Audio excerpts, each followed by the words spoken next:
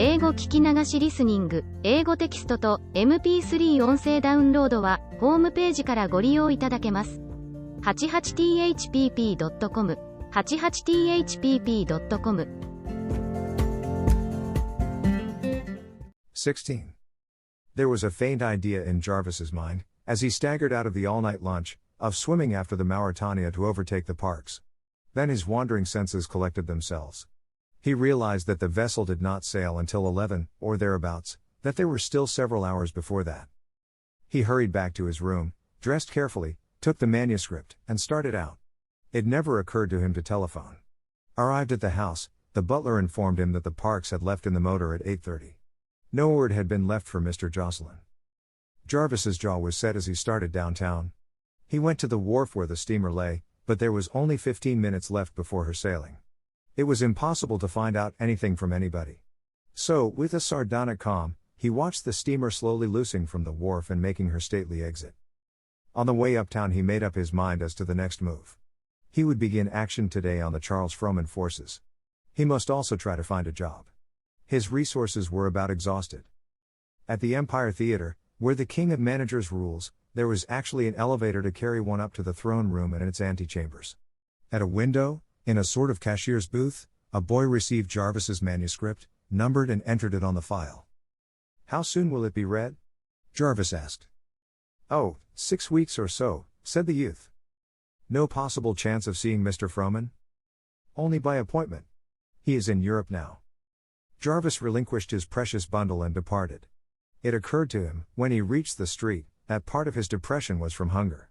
He bought a sandwich and coffee at a child's restaurant. Later, he went into a drugstore and looked up magazine offices in the telephone book. Then he set out. From Collier's to the Cosmopolitan is many a weary mile. And Jarvis walked it, visiting all the intervening offices. In only one case did he get to the editor. Mr. Davis, of Munsey's, let him come in, and was decent to him, promised to read anything he sent in at once, took his address, and made him feel like a human being. Many a young writer besides Jarvis has to thank Mr. Bob Davis for just such a bit of encouragement. For the most part, he saw clerks or secretaries who made excuses for the editor, took his name and address with the same old "come in again." Out in the hot sun the pavement wavered and melted into hillocks before his dizzy eyes. So he went back to the hot bedroom, which seemed, all at once, a haven of rest. He threw himself on the hard bed and was asleep in a second. It seemed eons later that he was dragged up from the depths of slumber by continued pounding on his door. The slattern chambermaid announced that a gentleman wished to see him. He called to her. It must be a mistake. He didn't know any gentleman. "He asked for Jarvis Jocelyn." "'Ere's his card," she retorted, opening the door and marching to the bed with it. "Richard Strong. Tell him I'm out." "I've already said you was in. I see you come hup." "The devil. Where is he?" "Coolin' his eels in the all." "Say I'll be down in a minute. Ask him to wait." "I get you," said she, and clomped out. Then Jarvis's eye fell on Bambi's letter on his table, unopened. It must have come the day before, when he was lost in his play. He glanced through it. At the mention of Strong's visit he frowned. He read that part twice. There was no doubt of it. Strong had the only chance with her. He made no secret of his devotion to her, and the probabilities were that now that he, Jarvis, was out of the way, she would realize how much she cared for Strong. "Well, what is, he muttered. He'd have no favors from Strong, though, that was sure. 20 minutes later, shaved and dressed, he descended upon his guest, who sat in torment, on a hall tree shelf, in Stygian darkness. "How do you do?" said Jarvis, stiffly. "Sorry to keep you waiting in this hole of Calcutta." "How are you, Jocelyn?" said Strong, cordially. "Your wife gave me your address, and I thought you might save me from a deadly evening by dining with me at Claremont." "Thank you, I have dined," replied Jarvis. "So early? Well, come with me while I get a bite somewhere, and we will go to a show, or hear some music." "Much obliged. I am engaged for the evening." "Oh, that's a pity.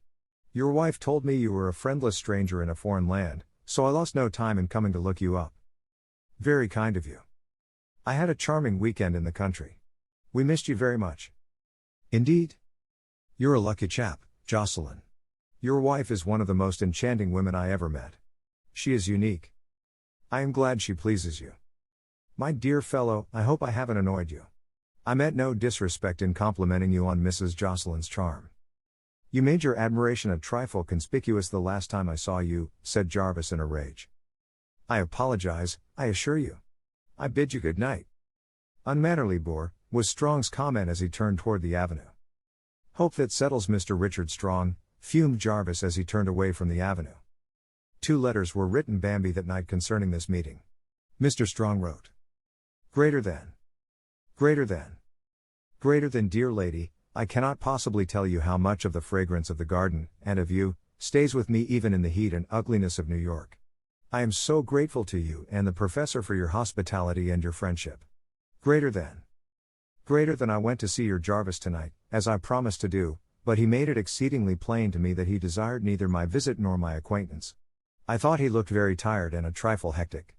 No doubt the heat has worn on him. I don't mean to alarm you. I am only searching for some excuse for my own comfort for his reception of me. Greater than. Greater than, I shall look for the next chapters with eagerness. None of your many readers knows my proprietary delight in that tale of yours. Greater than. Greater than, my cordial regards to your father, and to yourself my thanks and my best wishes. Faithfully. Greater than. Greater than, Richard Strong. Greater than. Greater than. Jarvis was not so politic. He permitted himself some rancor. Greater than. Greater than. Greater than, dear Bombina, I did not get your letter announcing Strong's visit, and his approaching descent upon me, until this evening. He followed close upon its heels.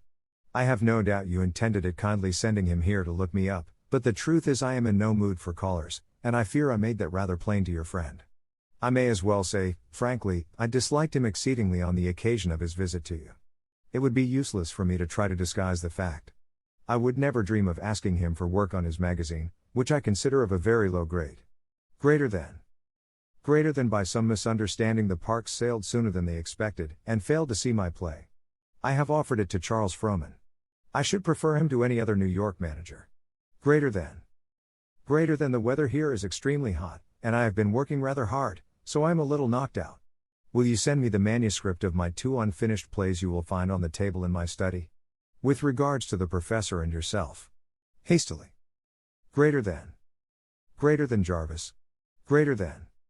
Greater than. Having got this off his mind and into the mailbox, Jarvis went for his nightly prowl. His steps turned toward the crowded East Side district, where a new interest was beginning to attract him. Until now men were his only concern.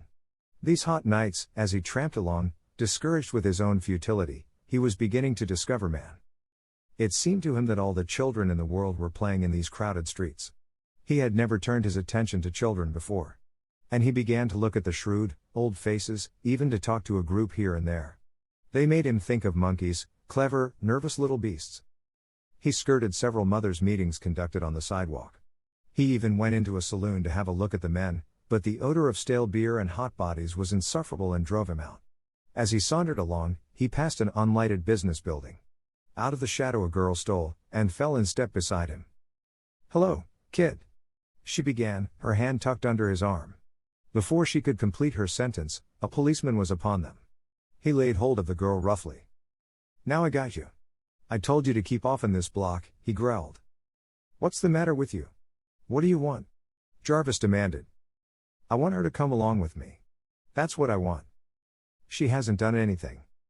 "You bet she hasn't. I didn't give her time." "Let go of her. What charge are you taking her on?"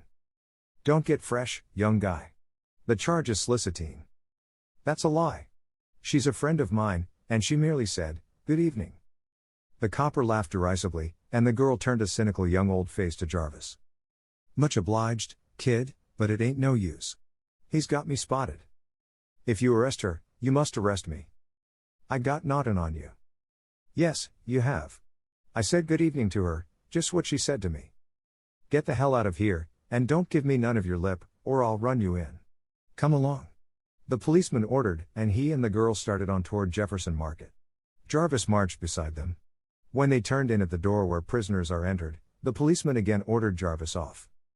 "Go round in front if you're crazy to be in on this," he said. Jarvis hurried round to the front door and went in. The courtroom was packed.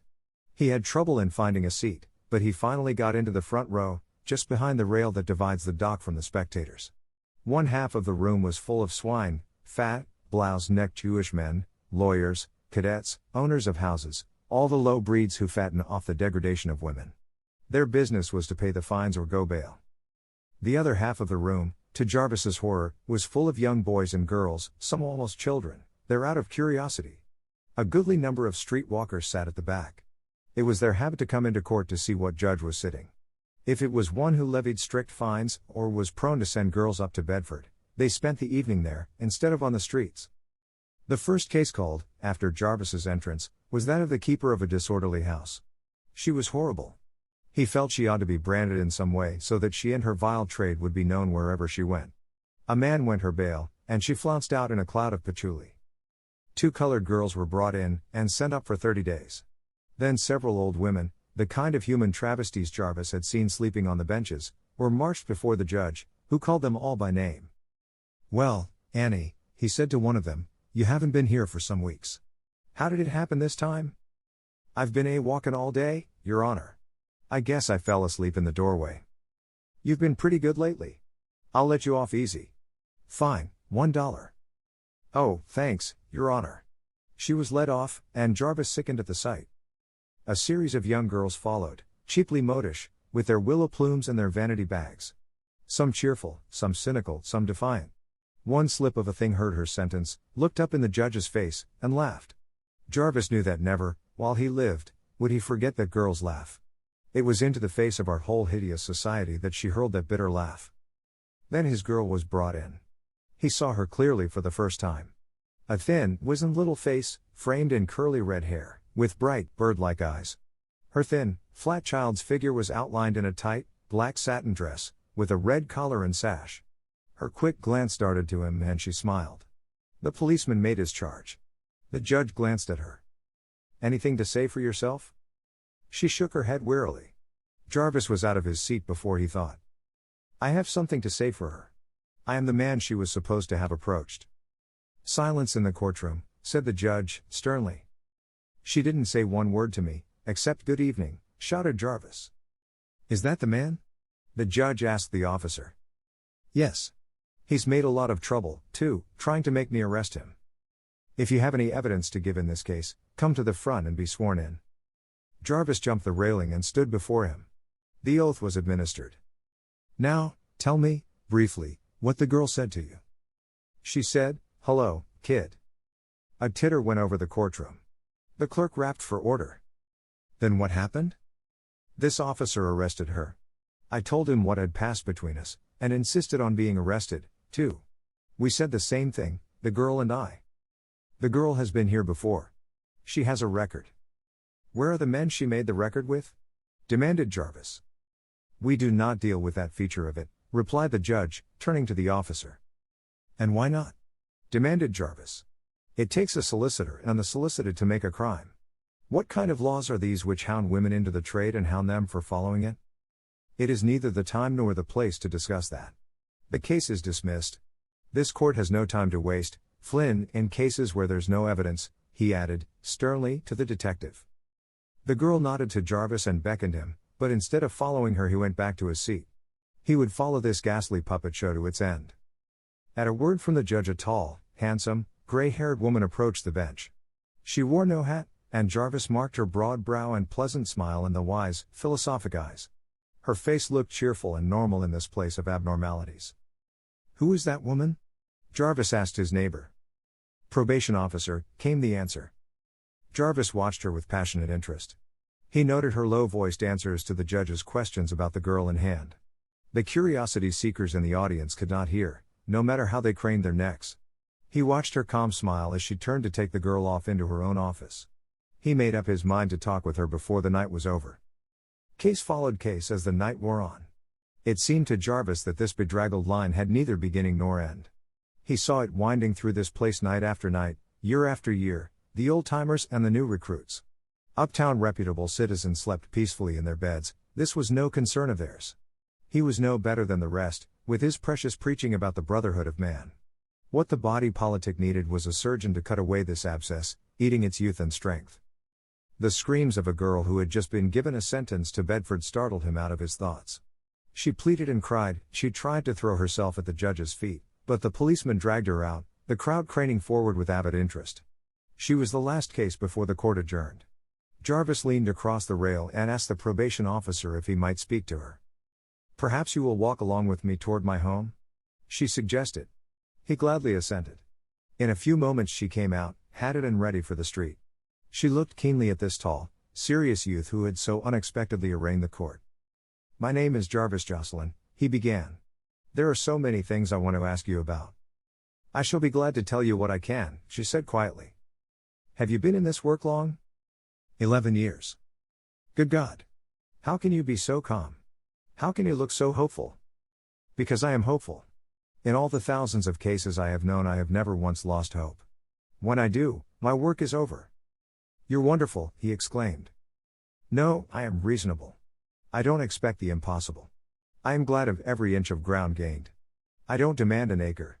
If one girl is rescued out of 20. But why does it need to be at all?" Jarvis interrupted her. "Why does disease need to be? Why does unhappiness need to be, or war, or the money lust that will one day wreck us? We only know that these things are. Our business is to set about doing what we can." "One girl out of 20, he repeated. "What becomes of the other 19? I said I was glad of one girl in 20. Sometimes several of the 19 come out all right. Bedford helps a great many. They marry, they keep straight, or they die very soon." "Tell me about Bedford." She outlined the work done in that farm home, which is such a credit to New York. She told him of the honor system, and all the modern methods employed there. "Can you get opportunities for girls who want the chance?" "Plenty of them. I have only to ask. When I need money, it comes. Lots of my girls are employed in uptown shops, leading good, hard-working lives." "Where does this money come from?" "Private donations. That is one of my hope signs, the widespread interest in rescue work." "The old ones, those aged women?" She sighed. "Yes, I know, they are terrible. There is a mighty army of them in New York. We grind them in and out of our courts, month after month. The institutions are all full. There is so much grafting that the poor farm has been delayed, year after year, so there is no place to send them." "Where do they go?" "Into East River, most of them, in the end."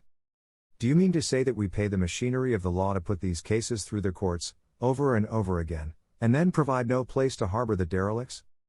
"That's about the case," she replied. "How can we live and endure such things?" Jarvis demanded passionately. "I used to feel that way about it. I used to be sick through and through with it, but I have grown to see that there is improvement, that there is a new social sense growing among us. Uptown women of leisure come to our night courts, take part in our working girls' strikes, and women, mind you, are always slowest to feel and react to new forces. Don't be discouraged," she smiled at him, stopping at the door. "May I come and see you, sometime? Are you ever free, or would that be asking too much?" "No. Come. Come in Sunday afternoon if you like." She held out her hand, and he grasped it warmly. "You're great," he said boyishly, at which she laughed. "We need you young enthusiasts," she said. As he walked uptown to his lodgings, Jarvis faced the fact that up to this present moment he had been on the wrong track. He had tried to pull from the top. That was all right, if only he also tried to push from the bottom. The world needed idealists, but not the old brand, blind to the actual, teaching out of a great ignorance. This probation officer woman, she was the modern idealist, as modern as Jesus Christ, who worked in the same spirit. He would finish his vision plays, as he called them, because he believed in them. But, in the meantime, he would learn something of the real issues of men and women as they live in great cities, so that he could write a play which would be so true, so vital, that it would be like watching the beating of the hot heart of life. That night was the beginning of a new era for Jarvis. 17. Bombina Parkhurst was a young woman not much given to wrath, but as she read the 2 letters from New York she grew thoroughly enraged at Jarvis. Evidently, he had been exceedingly rude to Mr. Strong, and evidently Mr. Strong had been exceedingly annoyed. She was so furious at him that when she sat down to her desk to write her daily chapters no ideas came. Her mind just went over and over the situation of kind Mr. Strong putting himself out to be polite for her sake, Jarvis, stiff and ill-mannered, repulsing him. She determined to omit the daily letter to the offender until she cooled off. She gave up work for the morning and descended upon Ardelia. "Ardelia, I am so mad I can't think of anything to do but put up fruit." "Law, Miss Bambi, you ain't mad with me, is you?" No. I'm mad with man. Man. What's the professor been doing? Has he done forgot something? It isn't the professor. It's the sex. Well, Don you go meddlin' round wid fruit and gettin' yo hands stained up, ju cause yo's mad wid de sex. I have got to do something violent, Ardelia. I am going to jerk the stems off of berries, chop the pits out of cherries, and skin peaches. I have got to do something violent, Ardelia. I am going to jerk the stems off of berries, chop the pits out of cherries, and skin peaches. Laws a massy, you suddenly is fierce this monin'. All right, go ahead, but dere ain't no need of it. I most generally always has put up the fruit for the family wife out no help. I know you don't need me, Ardelia, but I need you. Well, chilly, he is de fust few bushels ob cherries. Bushels? Mercy on us. Are you going to do all those? Yassum. And den some more. Dat's the professor's favorite fruit. Bambi was promptly enveloped in a huge apron and settled on the back piazza, surrounded with pans and baskets. Ardelia stood by, and handed her things, until she got started. Hurry up, and come out, Ardelia. I want you to talk to me and take my mind off of things. I'll be long, by and by. Bambi held up a bright red cherry, named it Jarvis, pulled out its stem, cut out its heart, and finally plumped it into her mouth and chewed it viciously. Then she felt better. There was a cool morning breeze lifting the leaves of the big elms, and nodding the hollyhocks' heads. The sound of late summer buzzing and humming, and bird songs, made the back porch a pleasant, placid spot, no place in which to keep rage hot. Ardelia lumbered out, after a while, to sit nearby, her slow movements and her beaming smile far from conducive to a state of excitement. Mighty purty out here, ain't it? Yes. I reckon Massa Jarvis be mighty glad to be home, a sittin' here a seedin' cherries longside OBU. Jarvis never did anything so useful. As for being alongside of me, that doesn't interest him at all. You're certainly the unlovingest bride and groom I've ever seen. You ain't never lovin' nor kissin' nor noddin' when I come aroon. Mercy no, Ardelia. I low if I was married to such a handsome man, like Massa Jarvis, I'd be a lovin' ob him all the time. Suppose he wouldn't let you? Can't tell me dare's a manly bon who wouldn't be crazy for a yo to love him, Miss Bambi. Look at dat Mr. Strong keeps a comin' here. What about him? Asked Bambi in surprise. I see him lookin' at you. I see him. Nonsense. He has to look at me to talk with me. He don't need to do no talkin', wid his eyes a workin' like dat. You old romancer. Look a here, chilly, dose cherries fo to preserve. Dey ain't fo eatin'. You're eatin' two and puttin' one in de pan. Bambi made a face at her. What is your opinion of men, Ardelia? I tink dey's all right in dey place. Where's their place? Out in the kennel with the dog, said Ardelia, shaking with laughter. All spin the professor and Massa Jarvis, she added. You think they are a lower order, do you? Yassum. I sure do. Most of dem just clutterin' up the earth. That's the reason you don't take that Johnson man on for good, is it? Sho. I ain't a goin' to cook and wash fo no nigger dat ain't got no appreciation, when I can cook and wash fo the professor dat know a lady when he sees her. But he so infrequently sees her, giggled Bambi, sotto voce. No, ma'am, I's eatin' my white bread right here, and I knows it.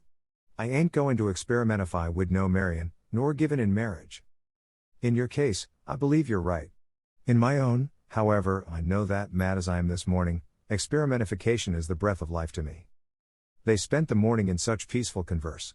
While Bambi may not have added greatly to the cherry pitting, she rose rested and with a collected mind. Ardelia, I thank you for a dose of calm, she said, laying her hand affectionately on the black woman's broad shoulder. Law, honey, I done enjoyed your sassity, she said, laughing and patting her hand. Within the course of a few days Bambi had an appeal from Jarvis. Greater than. Greater than. Greater than, are you ill? Is anything the matter? Are you merely tired of me that you do not write? Your letters are the only event of my days. Greater than. Greater than. This gave her the chance she wanted. Greater than. Greater than. Greater than, you seem to be unaware, my dear Jarvis, that in offering a rude rebuff to Mr. Strong you offended me, since he is my good friend and came to see you at my request. I think you made as poor an impression on him as he did upon you, at the time of your meeting, and it was as a politeness to me that he came to look you up. I think an apology to both of us is rather necessary. Greater than. Greater than. A week elapsed, with no reply. Then came a characteristic answer. Greater than. Greater than. Greater than dear Bambi, please find enclosed copy of apology sent strong today. I don't like him, but I have apologized. I also apologize to you. Please don't omit letters anymore. They mean a great deal these days. Greater than. Greater than. She pondered this for some time.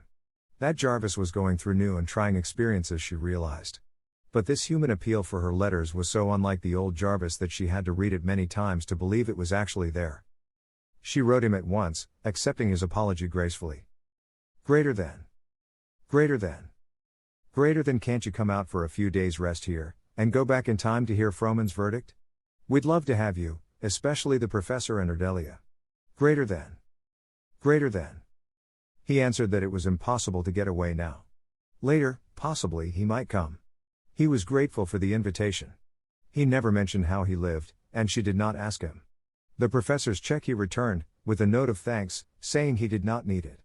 The summer went by and fall came to town. Still there was no word of his return. My, this is a fat letter from Jarvis. Frohman must have accepted the play, exclaimed Bambi one morning in September. She opened out the thick, folded paper. It's poetry, she added. Songs of the street. If he's gone back to poetry, I'm afraid he's lost. She began to glance through them. My dear, I've asked you for coffee twice. These are powerful and ugly. Think of Jarvis seeing these things.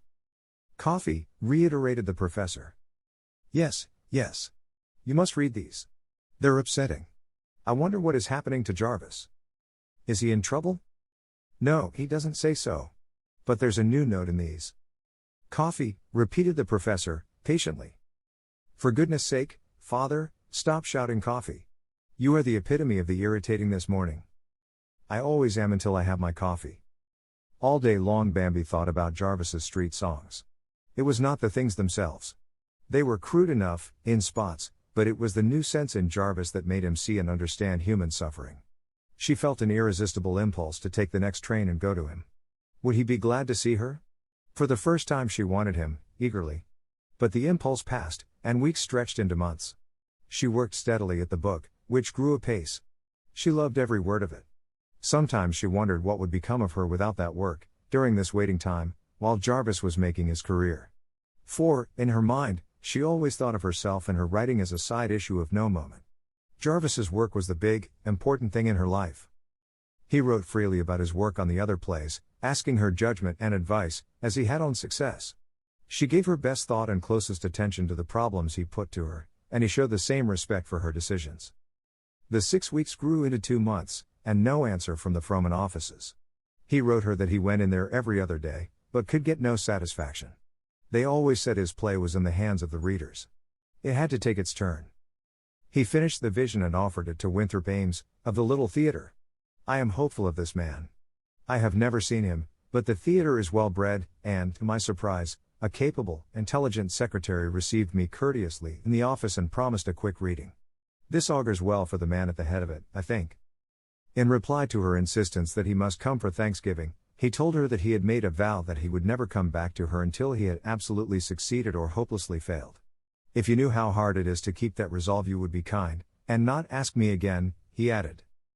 A little piqued, and yet proud, Bambi reported his decision to the professor, and began to turn over in her busy mind a plan to carry the mountain to Mohammed, if Christmas found the wanderer still obdurate. 18. Jarvis certainly had matriculated in the School of Experience, and he entered in the freshman class. He first wrote a series of articles dealing with the historical development of the drama. He took them to the Munsey offices and offered them to Mr. Davis. Did you intend these for Munsey's magazine? Yes. I thought possibly. Ever read a copy of the magazine? No. I think not. Well, if you intend to make a business of selling stuff to magazines, young man, it would pay you to study the market. What you're trying to do is to unload coal on a sugar merchant. This stuff belongs in the Atlantic Monthly, or some literary magazine. Isn't your magazine literary? Certainly not in that sense. We publish a dozen magazines and this kind of thing doesn't fit any of them. We entertain the public, we rarely instruct them. I see. I'm obliged to you for your trouble. I'll try the Atlantic. Bring in some stories, light, entertaining stuff with a snap, and we will take them. Thanks. "Afraid that isn't in my line." Jarvis went over to the public library and deliberately studied the style of stuff used by the various monthly publications, making notes. For the next few days he worked all day and a good part of the night on things he thought he could sell, according to these notes. Then he began a campaign to peddle them. The Atlantic refused his drama articles, and he tried them elsewhere, with no success. The other things were equally a drug on the market. He saved postage by taking them to the editor's offices himself, and calling for them in 10 days or so. He always found them ready for him. He took a cheaper room, and got down to 1 square meal a day. Finally, an opportunity came for him to review some books for a literary supplement of a newspaper. Confident that his luck had changed, he proceeded to demolish 3 out of the 4 books assigned to him in the most scathing reviews, whereupon the editor paid him half price and dismissed him. The week when things reached the lowest ebb, he was summoned by a postal from an acquaintance, made during one of his night prowls, an old English cabman. When he arrived at the address indicated, he found the old man sick in bed with rheumatism. He wanted Jarvis to drive his hansom for a week, on a percentage, until he could get about again. There was no choice. It was that or the park benches, so Jarvis accepted. Old Hicks fitted, or rather misfitted, him in a faded blue-tailed coat and a topper. Jarvis looked like an auto-gushing cartoon of Apollo in the attire, but he never once thought of that. He hitched up the bony old horse, mounted the box, with full instructions as to traffic rules, and headed for the avenue. He found the new trade amusing. He drove ladies on shopping tours, took nurses and their charges around the park. He did not notice that his face and manners caused many a customer to stare in astonishment. When one woman said audibly to her companion, "Good heavens! What a handsome creature!" he never dreamed she referred to him. It was the 4th day of his employment as a cabbie when a summons came from the Frohman offices bidding him appear at the theater at 11 o'clock on the following day. It was embarrassing. Old Hicks was entirely dependent on what Jarvis brought in at night, and they could neither of them afford to have the cab idle a full day. So he decided to stop at the theater in the morning, and then deduct his time off duty. Promptly at 11 the cab arrived at the Empire Theater and Jarvis descended from the box. He gave the boy a cent to hold his horse, although nothing except a bushel of oats could have urged the old bone rack into motion. Up to the booth window he marched, and presented the letter. The boy inspected the old blue coat, the topper, and the worn gloves. Character costume, he grinned, then he opened the letter and his face changed. "Excuse me, sir, I'll see if Mr. Frohman will see you." He was out and back, almost at once, bowing and holding the door open. "Right ahead, into the private office," he said, importantly. A clerk took charge of our hero at the far door, announcing formally, "Mr. Jarvis Jocelyn, Mr. Frohman." Jarvis entered the big room and crossed eyes with the man at the far end.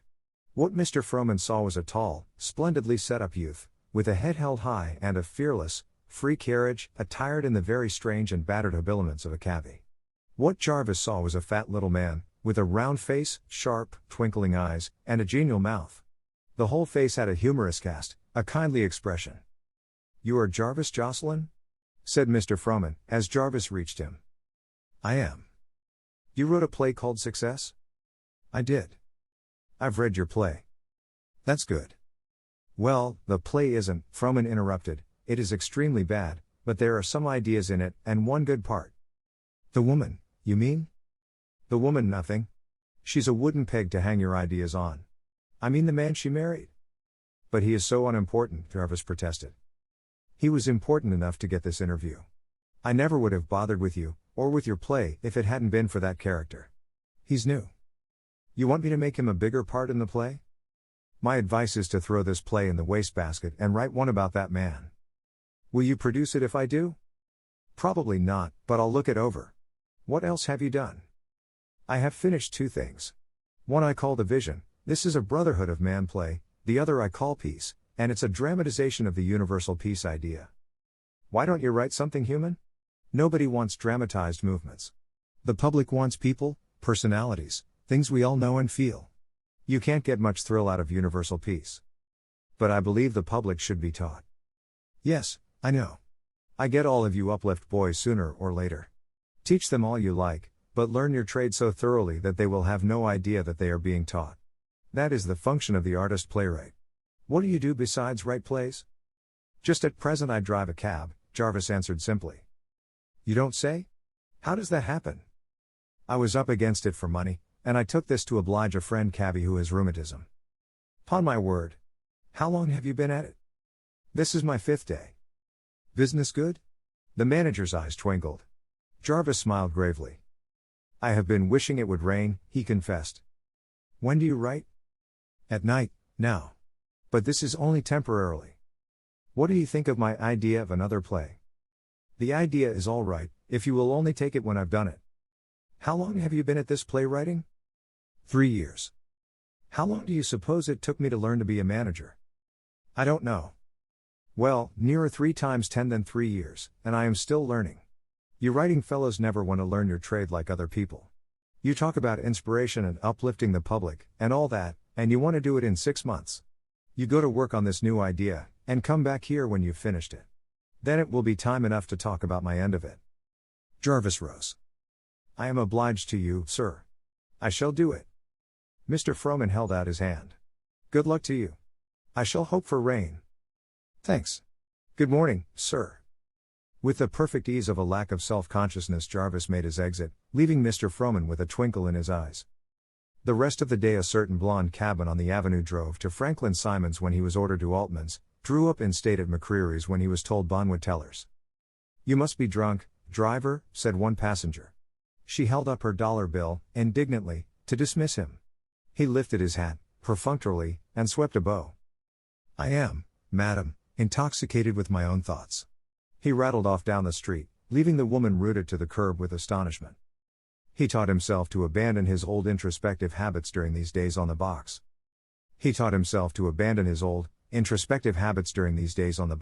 And forced his attention to fix itself upon the crowds, his customers, the whole uptown panorama, so different from the night crowds he sought. He recalled Bambi saying to him that until he learned not to exclude any of the picture he would never do big work. Her words had a tantalizing way of coming back to him, things she had tossed off in the long ago of their visit to New York together. He longed for her vivid phrasing, her quick dart at the heart of the things they talked of. It seemed incredible now that he had ever taken her as a matter of course. As for the enigma of her marrying him, he never ceased to ponder it. True to his promise, he went to call on the probation lady, as he named her, and they became friends. He admired her enormously, and owed much to her wise philosophy. He asked her to go riding in his cab, and she accepted without hesitation. They rode from 5 to 7, one afternoon, conversing through the shutter in the top of the cab, laughing and enjoying themselves hugely, to the great amusement of pedestrians along the way. At the end of 2 weeks he and Hicks divided the spoils, and Hicks resumed the box. It cemented a friendship which Jarvis enjoyed greatly, for the old Englishman was ripe with humor and experience. He, too, taught the teacher.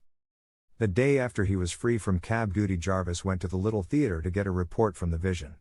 The secretary said Mr. Ames had asked to see him when he came in. He found him a lean student type of man, finished in manner, and pleasant of speech. I have been interested in this play of yours, Mr. Jocelyn. I couldn't do it, in my theater, but I thought I would like to have a talk with you and ask you what else you've done. A woman question play, called Success, this one, and one on universal peace. All serious? Certainly. Why do managers always ask that?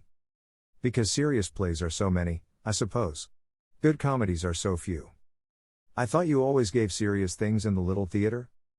I am forced to, but I am always looking for good comedy. I would like to see your other plays. They sat, discussing things of the theater, tendencies in drama, fashions and fads, Gordon Craig's book, The Reinhardt Idea. They spent a pleasant half hour, like an oasis in Jarvis's desert. He felt that Mr. Ames had time for him, was sincere in his interest in him. He left the little theater cheered in some inexplicable way. When he returned to his lodgings that day he found a note from Strong, forwarded from the old address. It acknowledged Jarvis's apology gracefully, and suggested that they dine together the night of this very day, unless Jarvis was again engaged, in which case he might telephone, and they would make other plans. Jarvis frowned over it 10 minutes. Might as well go and get it over, he remarked ungraciously. He telephoned Strong his acceptance, and asked if he might meet him at the restaurant. He did not wish Strong to know the new address. He would keep his struggle and his poverty to himself. That was certain. The two men met at a roof garden, each determined to suppress his instinctive dislike of the other because of Bambi. They found a table, and after a short period of stiffness they fell into easy talk of books and plays and men. How do you like New York? I remember you confessed to hating cities when I saw you.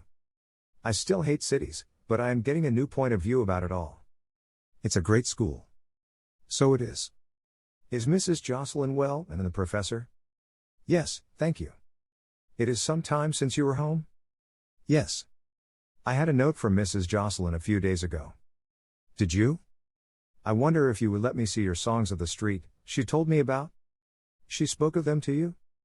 In the highest terms. Said she had no idea of your plans in regard to them, but that the poems were strong and true. I am glad she liked them.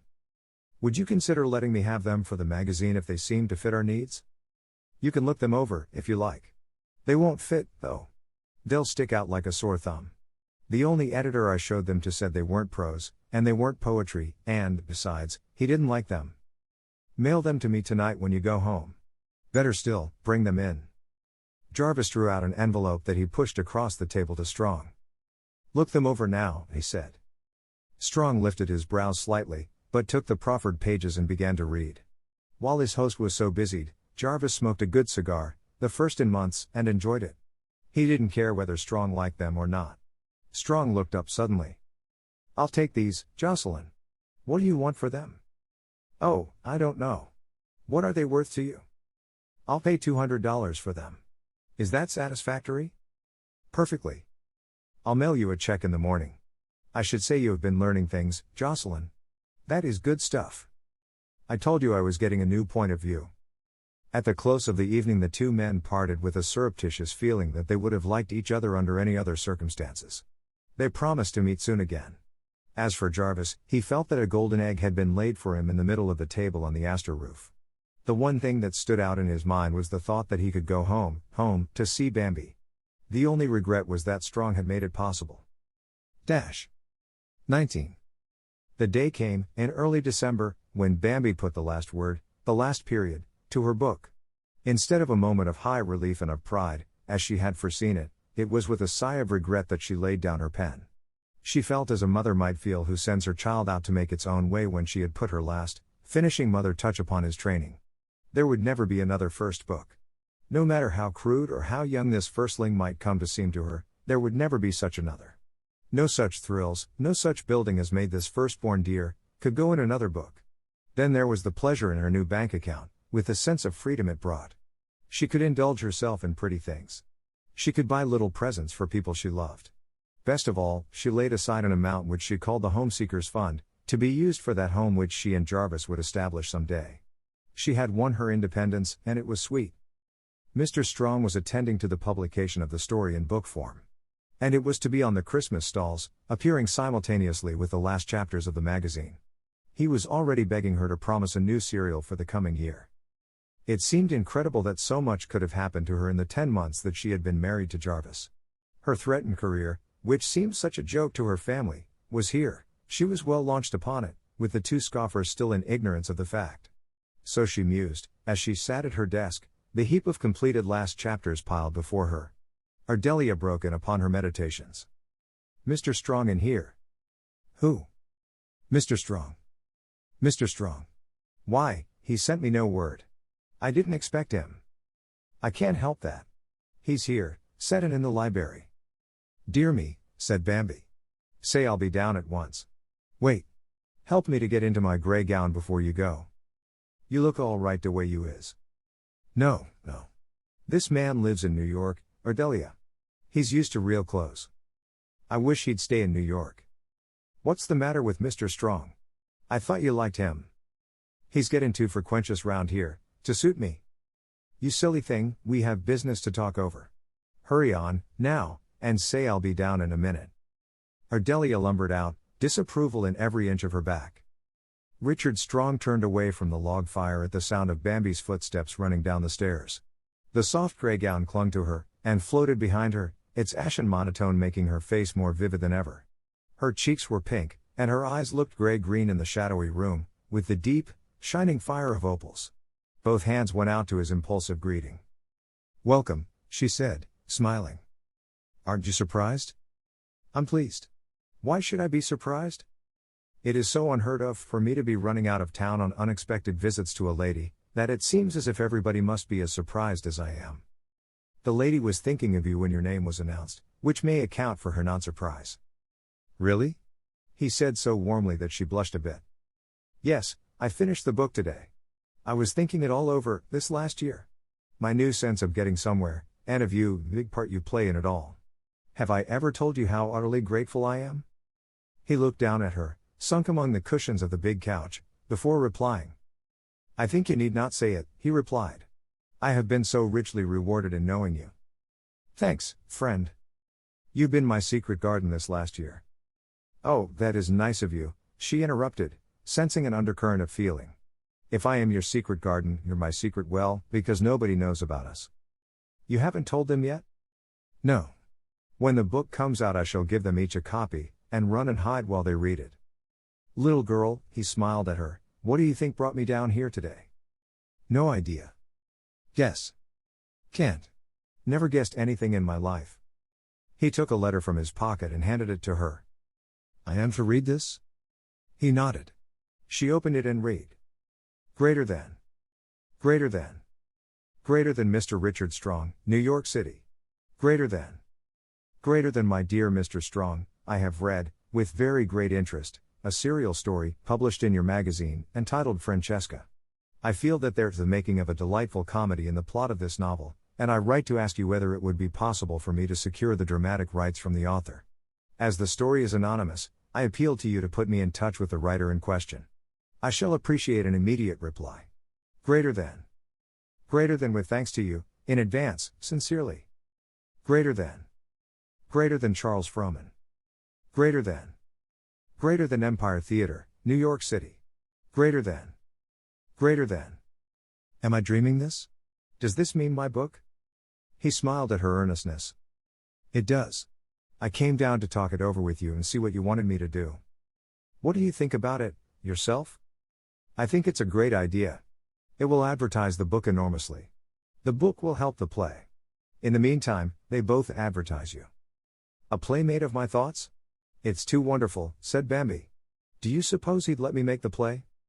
I don't know. Would you like to? Do you think you could? I do.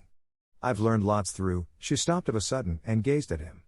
Why, Jarvis must make the play, of course. Why didn't I think of it? Mr. Frohman would, no doubt, wish to choose the playwright, in case you didn't make the dramatic version yourself. But why couldn't Jarvis? Jarvis is totally unknown, you know, and so far unsuccessful in playmaking. You could hardly expect Mr. Frohman to risk a tyro. She looked at him indignantly. He rated Jarvis like a Dunn's agency. But I'm a tyro. Yet you think he might let me do it? Excuse me, you are not a tyro. You are the author of one of the season's most talked of books. Your name, in a double roll, on Mr. Frohman's 3 sheets, will be a fine card. All I know about playwriting I learned from Jarvis, she protested. Well, I didn't come to argue about Jarvis's ability or accomplishment, you know. Do you wish me to tell Frohman who you are, or will you come to town and see him yourself? I'd love to go see him. Isn't this exciting? She cried, as the full force of what she was saying came to her. Oh, it's fun to do things, and be somebody, isn't it? I don't know. I never tried it. You. How absurd. Distinguished you, saying that to a nouveau like me, when there would have been no me except for you. That's complicated, but delightful of you, no matter how untrue it is. It is true. If you hadn't happened to like the first story I happened to write, we would never be here discussing my first play, which Mr. Frohman happens to want. It's all you. Mr. Strong suddenly leaned over her, so that she felt his breath on her hair. Francesca, if it only were all me, he said with unexpected passion. She looked up at him, frightened, amazed. Oh, you mustn't do that. She breathed. He straightened up at once. You're right. I beg your pardon. 'Twas just a slip. He took a turn up and down the room, and when he came back to the hearthrug he spoke in his usual matter-of-fact way. I am to make an appointment, then, for you, with Mr. Frohman, at his office? If you will, she answered gratefully. When will you come to New York? Any day you can get the appointment. The sooner the better. All right. He looked at his watch.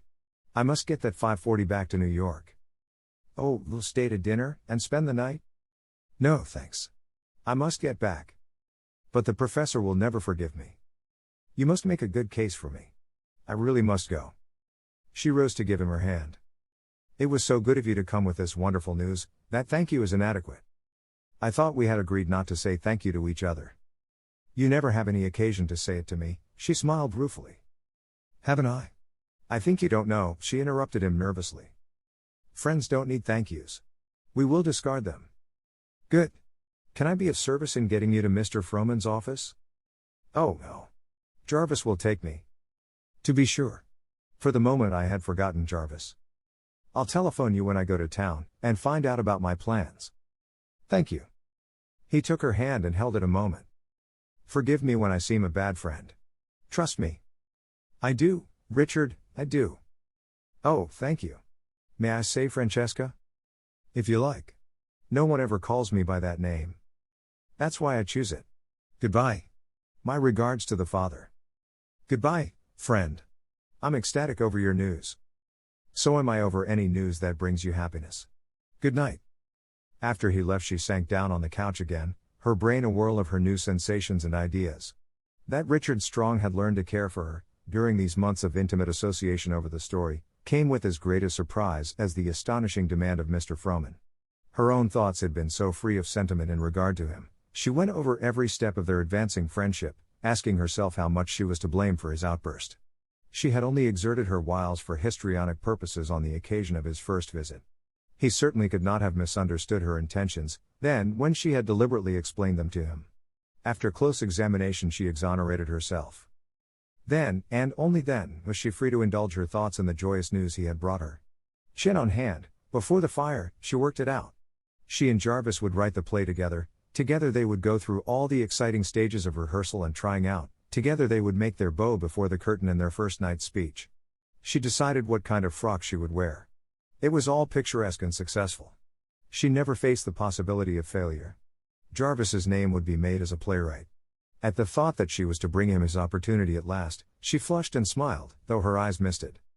Then she began to plan how she would tell it to Jarvis, the story of her adventuring into the new field, her swift success, and now this last laurel leaf. Suddenly a new idea lifted its head. Suppose Jarvis refused to come into his own, under her mantle, as it were. He would be proud and glad for her, of course, but maybe he would resent taking his first chance from her hands. With knitted brow she pondered that for some time. The more she thought of it, the more convinced she became that even though he accepted it, and showed gratitude, deep down in his heart would be the feeling that he would be only contributing to her success, that was in no way his own. Long she sat, and finally she laughed, nodded her head, and clapped her hands. Oh, yes, that's the way, said she. The professor came in upon her at this point. Are you saying an incantation, my dear? No, offering thanks to the gods. For what? For the most unconscionable luck. In what form, may I ask? Look at me, she ordered. He fixed his faded eyes on her closely. I see you. See how pretty I am? You're not bad looking. Bad looking? I'm extremely near to being a beauty. Look at the father I have, distinguished, delightful. Oh, my dear. Look at the husband the gods gave me. Yes, your long-distance husband. Look at her Delia. Who ever heard of such a cook? Consider my brains. There, I grant you. Besides that, I am the sole possessor of a secret which is too perfectly delicious to be true. Do you intend to tell this secret to me? Yes, as soon as it is ripe. She caught his hands and whirled him about. Oh, Professor, you ought to be very glad that you are related to me. Bambina, one moment. I dislike being jerked around like a live jumping jack. It's evident I didn't get my dancing talents from you, old centipede. Sit down, and I'll dance a joy dance. She pushed him on the couch, and began a wild, fantastic dance on the hearth rug before him, the firelight flashing through the thin, grey draperies.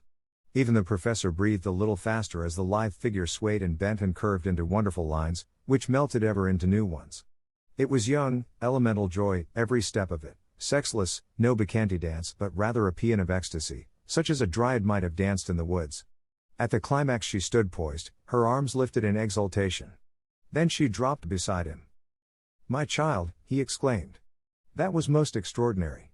Where did you learn it? Ages back, when I lived in a tree. It must be a happy secret to make you dance like that. Oh, said she, snuggling up to him, putting her head on his shoulder, it is the gayest, pleasantest, hopefulest secret a girl ever had. If I don't hold my hands over my mouth, it will break out of me. Does Jarvis know?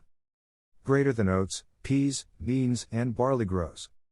Greater than you, nor he, nor nobody knows. She laughed. It's going to be the most amusing moment of my life when I spring it on the two of you. When is that to be? Curiosity is death to mathematicians, she warned him, nor could he extract another word from behind the hand she held over her laughing mouth. 20. Appointment at 3 o'clock, Tuesday afternoon, announced Strong's wire on Monday morning. Hooray, shouted Bambi, rushing into the kitchen to break the news to Ardelia, since the professor was not there. No yok, bress yo. Ain't dat fine? Yo gwine see Mr. Jarvis? Of course I'll see him. Yo can tote him back home, Abby. I'll take the early morning train tomorrow. I reckon I'll fry up some chicken and bake some cakes, so yo can tote it right along with yo. Now, look here, Ardelia. I'm not going to pack any basket along on the train to New York. Jarvis can buy his fried chicken there. He say dey ain't no cookin' like there is in dis town. Well, it will have to do for a little longer. I'll have my bag and plenty to carry. Yo ain't got no natural feelin' fo dat boy, Ardelia scolded her. When the professor heard the news, he evinced a mild surprise. Have you any money for this trip? I'm a trifle short, now. The bank notified me yesterday that I was overdrawn. Professor, not again? What is the use of being a mathematician if you are always overdrawn? The trouble is I forget to look at my balance. I just continue to draw until I am notified. You will see Jarvis, of course? Yes. You say you have business to attend to in the city? Yes. About the secret? Yes. Is the moment of disclosure approaching? She nodded. Well, I wish you the best of luck, my dear. Thanks, Herr Professor. She took the early train in high good humor the next morning, clad in her most fetching frock. Even a stony-hearted manager could not be impervious to this hat, was her parting comment to her glass. She was very undecided as to whether she would go straight to Jarvis's lodgings and surprise him, or wait until after the interview with Frohman. She finally decided that she could not wait until 4 o'clock, but that she would give Jarvis no hint of the coming momentous appointment. As she came into the city, she noted the bright, crisp winter day with pleasure, very different from that spring day when she and Jarvis had entered the gates together. But today was today and she was glad of it. She took a taxi, with that sense of affluence which attacks one like a germ on entering the city of spenders. The driver looked at her again as she gave the address. The trim, smart little figure did not look much like the neighborhood she was headed for. Probably one of these settlement workers, he decided. At first Bambi did not notice where she was going, so happy was she to be back in this gay city. I know you're a painted lady, but you're so pretty. She smiled, as the streets ran by. Downtown and still downtown the taxi sped, past the Washington Square district, which they had explored together, shooting off at a tangent into the kind of neighborhood where Bambi had fallen sick at the sights and the filth. They drew up before an old-fashioned house, with dirty steps and windows and curtains. It looked like a better-class citizen on the downgrade, beside the neighboring houses, which were frankly low-class. The driver opened the door and Bambi stared up at the place. Why, this can't be it, she exclaimed. This is the number you gave me. Wait, she said. She ran up the rickety steps, her heart sick with fear. She rang and waited and rang. Finally, a dirty head appeared out of an upstairs window. What do you want? A voice demanded. Does Mr. Jarvis Jocelyn live here? 3 flights up back, and the window slammed. Wait for me, driver, she called. She began to climb the dirty stairs, tears in her eyes. Oh, my dear, she said, over and over again. She knocked at the 3rd floor back, with no response, so she opened the door and entered. One dark area window, a bed, a chair, a dresser, an improvised table with piles of manuscript. It was cleaner than the awful entrance suggested. But, oh, it was pitiful. Such a place for a dreamer. Bambi leaned her head on the dresser and sobbed. That he had been reduced to this, that he had never told them, that he had refused the professor's money and chosen poverty. It nearly killed her, while it thrilled her with a pride unspeakable. If he had the strength for such a fight, nothing could conquer him. She started at a step outside, thinking that it might be he. Suddenly she realized that he might not want even her to see this, that he might not want her to know of this drab tent where he crawled for sleep off the field of battle. She went to the narrow bed and laid her hand gently where his cheek would rest. Jarvis, my dear, she whispered. Then she went down the rickety stairs, out to the waiting cab. She was sick, heart and body, at the revelation of what his struggle meant. All the mother in her cried out at the physical distress of such surroundings to a nature sensitive to environment. He could have come back to the sunny, airy rooms he had made his, at home, but he had chosen to stay and win. So many things she had not understood about him were made clear now, and she wondered if Richard Strong had found him there. No wonder Jarvis had repulsed him, taken unawares, and at such a disadvantage. "Oh, why didn't you let me know and help?" she repeated. She had the man take her round and round the park, where it was quiet. She must get herself in hand. She felt that at the slightest excuse she would burst into hysterics. More than ever, now, must she be mistress of herself for the coming interview. She must fight to catch the big manager's attention, and win her way with him. She drew her furs about her, closed her eyes, and tried to shut out the sight of that sordid, wretched room, where handsome big Jarvis was paying the toll to success, toll of blood and brain and nerves, paid by every man or woman who mounts to the top. She saw him climbing wearily those dirty stairs, coming into the cell.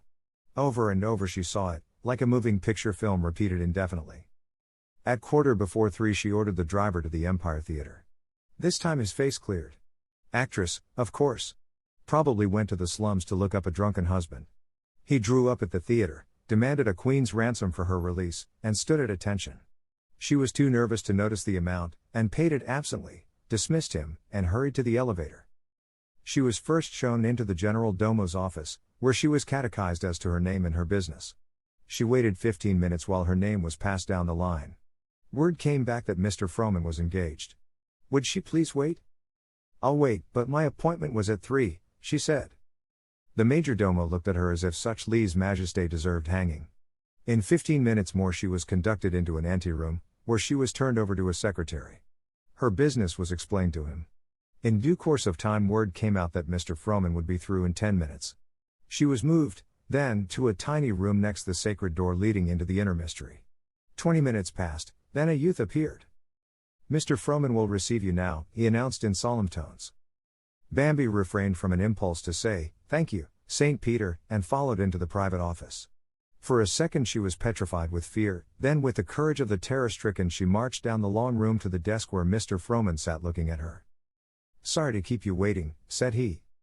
Bambi fixed her shining eyes upon him and smiled confidently. "I feel as if I'd gotten into the kingdom of heaven for a short talk with God." The smile on the manager's face broke into a laugh. "Is it as bad as that? Sit down and see how you like it up here?" "Thanks," she said, sinking into the big chair beside the desk. "So you wrote Francesca, did you?" "I did." "You look pretty young to know as much about life as that book tells." "Oh, I'm old in experience," she boasted. He looked closely at her ingenuous face, and laughed again. "You don't look it. I think there's a play in that book." "So do I." "Did you ever write a play?" "No, but I've helped on several plays. I know a great deal about them," she assured him. "Do you? Well, that's more than I do. Any of the plays that you have helped on been produced?" "That isn't fair of you," she protested. "I should have boasted about it if they had. A skilled playwright could take the heart of your story and build up a clever comedy. Could we have Richard Bennett, Marguerite Clark, and Albert Brunning play the parts?" "Oh, you've got it all cast, have you?" She nodded. "And I know just the man to make the play." "Do you?" "So do I. Whom do you choose?" "Jarvis Jocelyn." "Jarvis Jocelyn? Who's he?"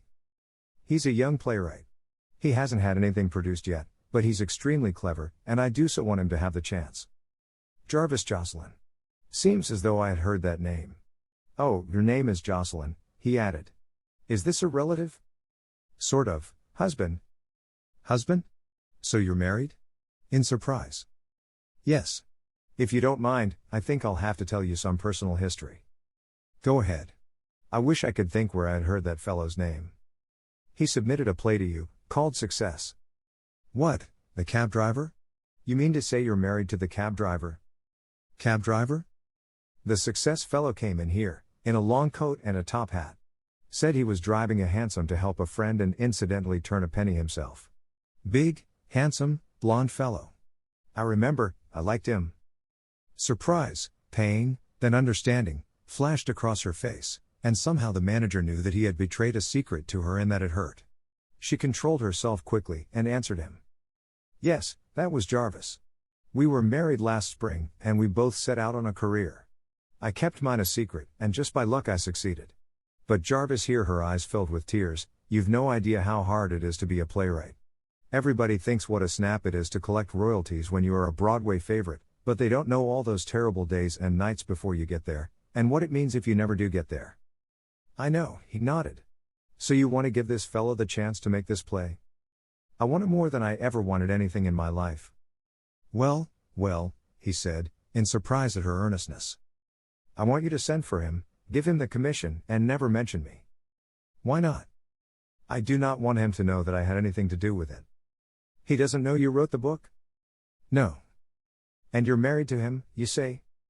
She nodded. Upon my word, you're a queer pair. Are you Francesca, and is he the musician of the story? Well, they are based on us, rather. He laughed. Dear, kind Mr. Frohman, will you do this? I told the fellow to try his hand at a comedy. He might handle this, if we could hold him down. Awful preacher, isn't he? He's young, she answered patronizingly. The manager covered a smile. Won't he recognize himself and you in the book? I think not. He's so unobserving, and he does not suspect me at all. He'll never know. You may have to work with him on the play. Oh, he'll appeal to me for help. He always does. We will do it together, only he will not know about the author. You will have to come to rehearsals. I'll come as wife of the playwright, or co-author. You've got it all thought out, haven't you? I have. Sounds like a farce plot to me. Give me my instructions again. You want me to send for him, tell him to make a play out of this book. She smiled and nodded. Suppose he asks me who the author is? You could say that she insisted upon preserving her anonymity. What else do I do? That's all. If this is your idea of a short interview with God, you certainly make good in dictating his policy to him. Bambi's laughter rippled and sang. But you will do it? I'll make a start by calling the cabbie.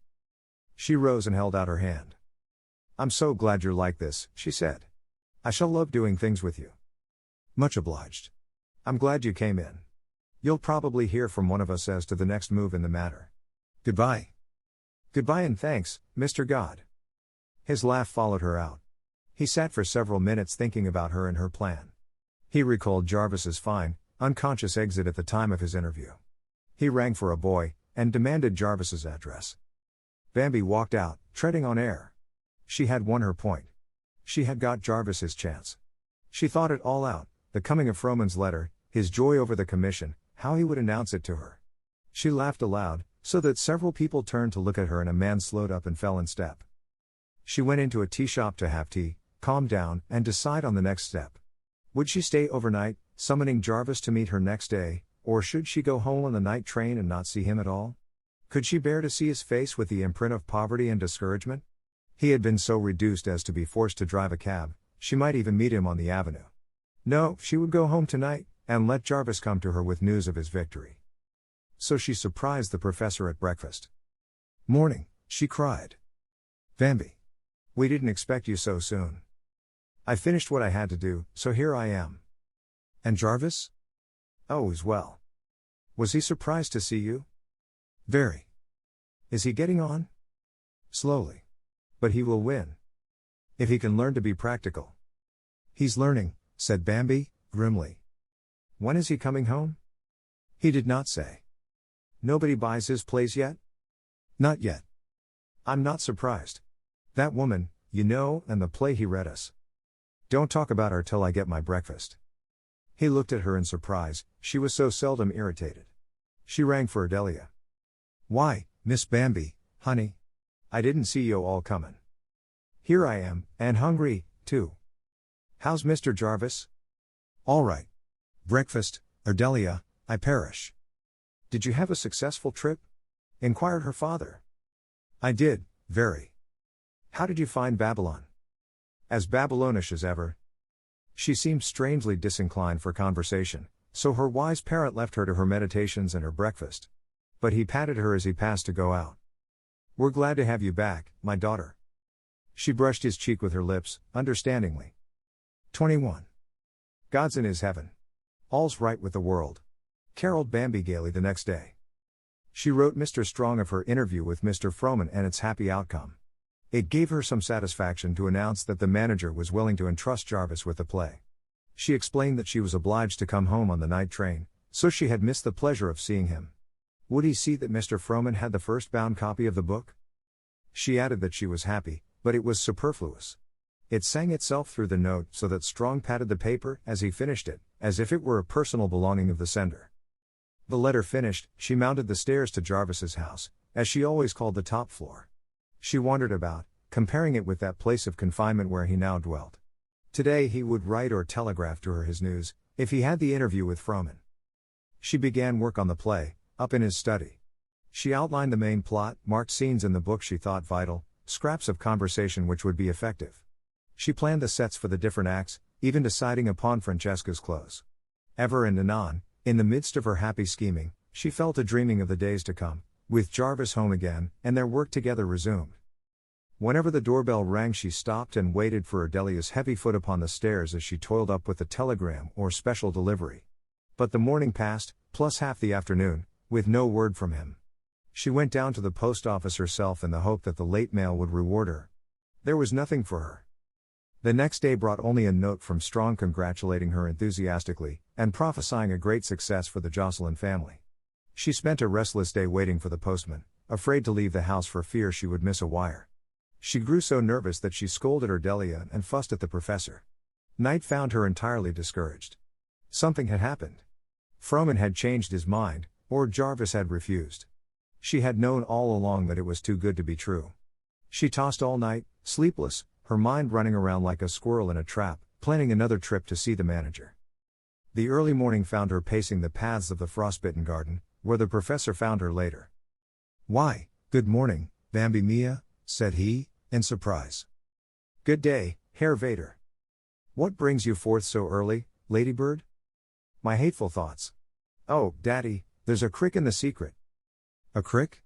Dear me, what a pity. If it doesn't get itself straightened out today, I shall go to New York again, to see what I can do." The companionship of a secret is often corruptive to good habits, such as sleep and appetite. "Better tell me this mystery. If it isn't settled today, I will tell you." "Very good. These late asters are hardy things?" "Yes. The rest of the poor beds are full of ghosts." "Ghosts always stalk, don't they?" He looked at her in concern. "You are upset," he said, and they both laughed. She followed him about for an hour, talking, watching his exact, methodical movements. The early morning air was keen, in spite of the sun. When the postman appeared on the block she ran to the gate to meet him. He was an old friend, on the route ever since she could remember. "Hello, Miss Bambi, you're early this morning," he called. "I couldn't sleep for my sins. If you don't give me a letter, Mr. Ben, I'll scream." "Go ahead." "You mean?" He laughed at her discomfited face and handed her the letter. A quick glance showed the Empire Theater in one corner. She blew him a kiss on her fingertips. "I knew you wouldn't disappoint me, dear Mr. Ben. That's it. I tell you I'm a regular little Cupid. Don't know what the girls in this town would do without me," he laughed, as he trudged away. Bambi read. Greater than. Greater than. Greater than my dear Mrs. Jocelyn, it gives me pleasure to announce that Mr. Jarvis Jocelyn has almost agreed to accept the commission. I think he feels that it is condescension on his part, but he accepts conditionally. He carried off the copies of the magazine to read your story, and he is to give me his answer today. As I am sure of a favorable one, I think we may consider the matter settled. Greater than. Greater than hoping that this meets with your entire approval. Greater than. Greater than I am, faithfully. Greater than. Greater than Charles Froman. Greater than. Greater than P.S. I told him that I understood the author was an unhappy wife, who desired to be unknown. Greater than. Greater than. The professor looked up as Bambi pirouetted around the beds, waving a fluttering white sheet in good melodrama style. "This letter that I longed for, it has come," she sang, lifting a pointed toe over the top of a withered sunflower stalk. "My dear, that ballet step is a trifle exaggerated for a lady. The sunflower's dead, so it couldn't be shocked. The secret is working fine. Oh, I'm so happy, I'm so happy." She trilled, and whirled off toward the house. "If you are still thinking of a career, why not a whirling dervish?" called her father. She stopped, and turned to him. "Career? Career, did you say, for stupid little me?" "I never called you stupid," he protested. "I should hope not. I'm the smartest child you ever had," she cried as a period to their discourse. All day she waited for word from Jarvis and none came. She could have cried with disappointment. Could he have been insane enough to refuse, after he had read the story? Or did he think she was indifferent to his good fortune? She went to bed determined to write him on the morrow. The morning mail brought a second letter from the Empire Theatre. It contained a line from Mr. Frohman, he accepts, and an enclosure. This proved to be a letter from Jarvis. Greater than. Greater than. Greater than to the author of Francesca, care of Mr. Frohman, Empire Theatre, New York. Greater than. Greater than, my dear madam, Mr. Charles Frohman has given me your story Francesca to read, with a view to making it into a play. Of course you are familiar with his plans in this respect. He has offered to entrust me with the dramatization, and I have consented to accept, on the condition that both you and he will allow me to use my own discretion in the work, and not hamper me by superimposing your own ideas and desires. When I have finished all I can do with it, I will then try to incorporate any ideas you may have in the final version. Greater than. Greater than, I think the story very charming, the characters interesting. The part of the musician seems to me rather fantastic, but I suppose there are such men. The girl, Francesca, is delightful, the old fiddler, a fine study. Greater than. Greater than, you are to be congratulated on your work, and I trust I may be able to make as good a play as you have made a book. Greater than. Greater than, very truly yours. Greater than. Greater than, Jarvis Jocelyn. Greater than. Greater than. Bambi chuckled as she read, and patted the part which praised her. Whatever else had happened, Jarvis's dignity was still intact. He calmly told the author to keep her hands off her own book. She flew to the typewriter to answer him. Greater than. Greater than. Greater than, Mr. Jarvis Jocelyn, care of Mr. Charles Frohman, Empire Theatre, New York. Greater than. Greater than, my dear Mr. Jocelyn, your letter in regard to the dramatization of my book, Francesca, seems to demand immediate assurance that you will have free rein in the work you are to do. Mr. Frohman has told me something of you and of your work, and I shall be very happy if my story gives you your first opportunity to succeed as a playwright. Greater than. Greater than, I am glad you are pleased with my story. Did you know that it was my first one? Your comment on the character of the musician interested me, as it is a close portrait of a friend. Greater than. Greater than, trusting that we may work together to a successful end, I am. Greater than. Greater than, sincerely. Greater than. Greater than, the author. Greater than. Greater than, P.S. For private reasons I prefer to remain unknown to you. You can always reach me through Mr. Frohman's office. You must forgive typed letters. Greater than. Greater than. This she sent to the Frohman office, with a request that it be forwarded. The next day brought Jarvis's news. Greater than. Greater than. Greater than, dear Bambi, for 3 days I have resisted the constant temptation to send you word of what seemed to be extraordinarily good news, but many disappointments have made me a doubting Thomas, so I held off until I was really sure. To begin at the beginning, I was at the lowest ebb of disgust with myself last week for my inability to get in step with the Grand March. Only a fool can be excused for failure, and I am not that. So a summons from the Frohman office somewhat restored my self-respect. It seems that Mr. Frohman has never forgotten my previous interview, so when he decided to make a play of a popular novel entitled Francesca, he immediately thought of me. Greater than. Greater than, of course this is not the kind of play I want to do, so I said I would look over the book and if I liked it I would have a try at it. The long and the short of it is I have accepted. The woman who wrote the thing has promised to keep out of it. She seems to be a nice kind of person, but for some reason wants to make a mystery of herself. Frohman hints at a domestic tragedy as her reason. I'm sure I do not care about her private affairs. Greater than. Greater than, she has written a clever and delightful book. The heroine, oddly enough called Francesca, suggests you in places, except that she is a more practical sort than you are. The hero, a musician, is a sort of sublimated madman. The best character of all is an old fiddler. There is a play in it. The more I think about it, the more I am convinced of that. Greater than. Greater than, would you care to help me on it? Both of our names could go on the bill. I have come to know, these last months, since I have been working at things here alone, how much the growth in my work is due to you. The human touch you have given my characters, or helped me to give them, is the essential element in my improvement. You started a good many wires to jangling that spring day when you indulged your mad impulse to marry an impossibility. Greater than. Greater than, regards to the professor. Greater than. Greater than, yours. Greater than. Greater than, Jarvis. Greater than. Greater than. Bambi went to the telegraph office and wired him. Greater than. Greater than. Greater than congratulations. Of course I'll help. Come home. Greater than. Greater than Bambi. Greater than. Greater than. He answered, by letter, that he thought it best to stay on until Mr. Frohman and the author were both satisfied with the framework of the play. Then he would come, most gladly, to work in the old study. He would submit his ideas for a scenario the next day or so. From that moment the fun began for Bambi. He wrote daily about the outline, and weekly letters to the author were forwarded to her from the Frohman office. These she answered, disguised as the author, with many a chuckle of amusement. A sort of friendliness crept into these letters as they increased in number. Christmas week arrived with no definite assurance from Jarvis as to his plans, but Bambi was confident that he would be at home for the holiday. Professor Parkhurst demanded daily bulletins of his son-in-law's intentions, while Ardelia bemoaned and bewailed lest he fail to return. The day before Kris Kringle was due, a white snow descended like a benediction. Bambi and the professor sat before a huge, crackling fire in the library. She was restless as a spirit.